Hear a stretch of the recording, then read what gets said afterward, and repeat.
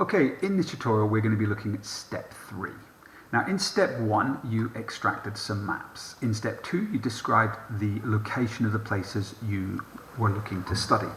In this next step you are going to then describe in as much detail as you can the techniques you used to gather data. So when you went to Braehead and when you went to Crieff Town Centre, how did you gather the information that you were asked to gather? Now, first thing that might help you think about this is to look at your actual data. So what data did I record? Okay.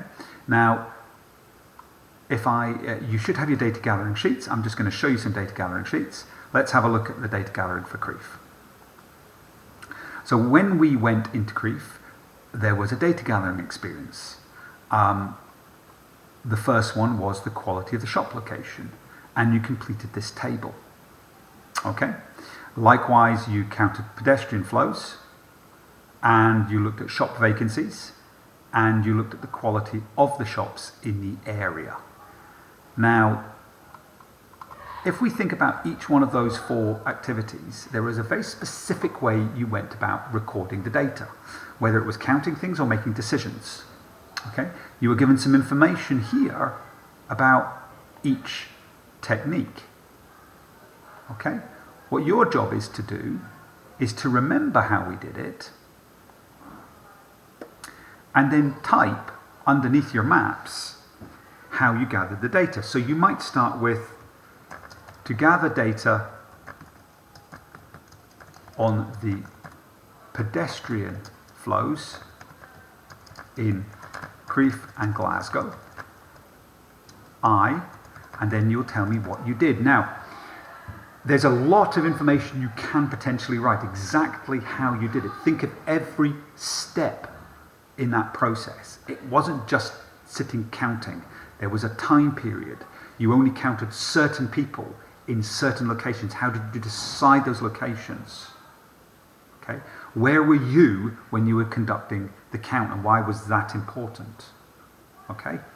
So these are things that you would be looking to write, and you want to do them for each: the pedestrian data, the shop vacancy data, and the shopping environment data. Now, I just want to pause on the shopping environment data, because in the shopping environment data, we were doing quality of shops.